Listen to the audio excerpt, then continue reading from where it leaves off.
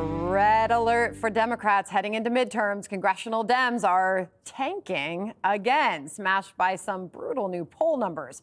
Only 19% approve of the way the Democrats in Congress are handling their job, while 72% disapprove. So, how do they fix it? Apparently by acting more like President Trump.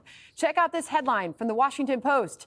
Democrats try a new tone, less scripted, more cursing, Trumpier insults. It goes on to say, quote, party leaders are swearing more, using edgier insults, recording more direct-to-camera videos, embracing hours-long podcast appearances, and trying to project a raw authenticity that, to Democrats' frustration, many voters have come to associate with Trump. However, raw authenticity isn't a term usually associated with the Democrats' social media strategy.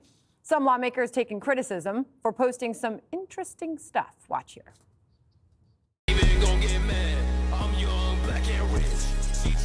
Oh, yeah. This is Congressman Street, Canada. Train Takes.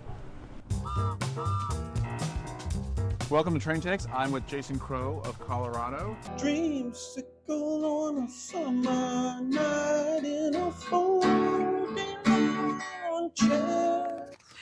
But not all hope is lost. It looks like the left might have finally found their own liberal Joe Rogan. But it's Jamie Harrison, the former DNC chair. He now has a podcast where he's interviewing the likes of Hunter Biden and Kamala Harris's failed running mate, Tim Walz. Watch. The band was playing, the cheerleaders were there, and the football team was in the back. Out of the blue, the vice president says, oh, yeah, I was a band kid. I'm like, what? You got to tell people you're band. When you're a band kid, you're a band kid. What Donald Trump does so well is identify issues with people. He doesn't do a damn thing to fix them, and then he exploits them, and then he turns it into fear. Younger white men, younger Latino men, younger African-American men, we have slipped there. Michelle Obama's show. So Jesse, let's just say this is the strategy for Democrats, to be more like Trump. Could they pull it off? You remember when you sometimes see a celebrity without their hair and makeup and they're not wearing the jewels and they don't have the high heels and you're like, oh my God, that's what they look like in real life?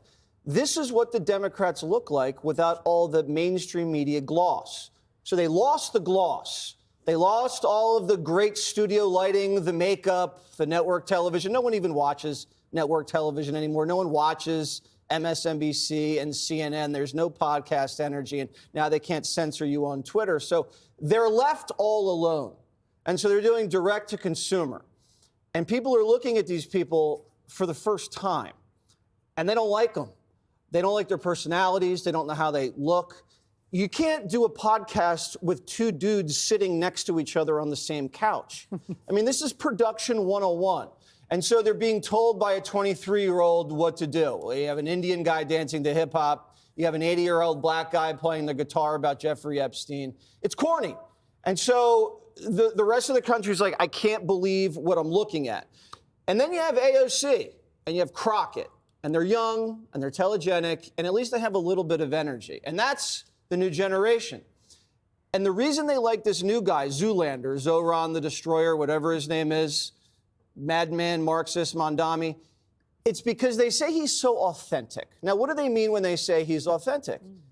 It means is that he says he's a communist. And he's not trying to hide being a communist. Every other Democrat walks around Capitol Hill hiding the fact that they're a communist. This guy comes out and says, yeah, I'm a communist. And they love that. I mean, it's dangerous. It's politically crazy. Some people call it brave. They think this guy is the coolest thing around because he actually admits he wants to abolish private property. So if they want to go with that, have at it. Jessica, to Jesse's point, some of these videos they're trying to put out, they're sort of cringe. Yeah. You don't strike gold every time, but you try again. There's a DC creative firm, Van Ness Strategies, that basically has said, if you don't want to get online, we don't want your business and you should retire, frankly. You have to try. And some of them are good and some of them are bad. And that's just the way that it is. But it feels at this moment like the GOP is getting really, really cocky. Not Jesse's red wave cocky from a few years ago that turned into a ripple, a whimper, whatever it was, but just slinging arrows. We've got it all handled. We know exactly how to do this. We've got Trump. He's our magic weapon, and he's teaching everyone how to do this right. Well, one of the reasons that Trump won, a major reason, right, was the manosphere, that Joe Rogan and Andrew Schultz loved him. Andrew Schultz this week, I voted for none of this. Trump is doing the exact opposite of everything I voted for. Joe Rogan, what's the deal with ICE going around picking up nice people who've lived here for decades who have committed no crimes? Joe Rogan, where are the Epstein files? I thought that they were important. Our approval rating is bad, 19%, terrible. GOP at 33%. Not fantastic, but obviously better. We can improve. I would never deny that. But important things that will matter for this midterms. The big, beautiful bill, 60% disapproval. 64% of Americans say that the GOP looks out for the interests of the rich, not the average American, the rich. Trump has a 62% disapproval on handling healthcare, probably because he's never even put forward any sort of solution. It will likely be the number one or the number two issue going in, especially because they're going to take healthcare away from millions of people. Focus on those kinds of things, make a better social media video, but the manosphere, turning against them. Kellyanne, it does seem like Democrats are trying to take a page out of the Trump playbook. Trumpier insults, more cursing, less scripted. Can they pull this off? No, there's only one Trump, and he's proven that again and again. Well, and that's why he's president again, because you get weak men like Joe Biden and weak people defending weak men like Hillary Clinton and Kamala Harris, one and the same, both lost to Trump with two female campaign managers. Not just the manosphere, it's everyone. The womanosphere is also pretty high on some of the stuff that's happening with migration, inflation, obviously what's happening with our culture. But look, President Trump doesn't try to go viral. He becomes viral based on his spontaneity. McDonald's, the garbage truck.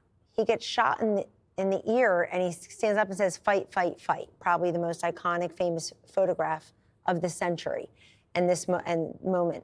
The Democrats seem, Sandra, so effete and elite now.